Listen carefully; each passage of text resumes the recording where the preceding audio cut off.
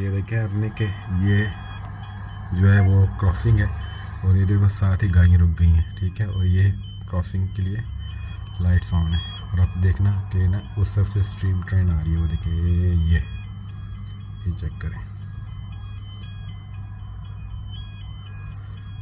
ये पानी से चलती है ट्रेन, देखें।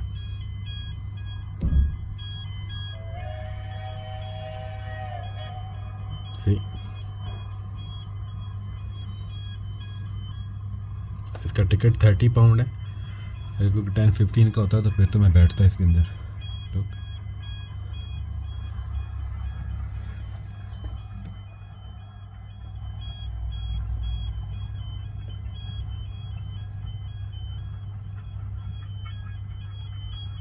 ये टूरिस्ट ट्रेन है।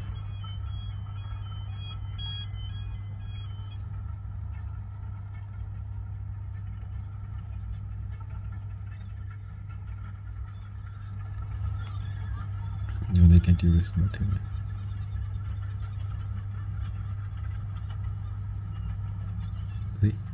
और उधर से बैरियर नहीं लगा हुआ। और देखें लाइट्स ऑफ हो गई तो गाड़ियाँ बैक टू नॉर्मल। देखें थोड़ी सी ट्रैफिक हुई है, हल्की सी, देखें साथ ही क्यों ख़त्म।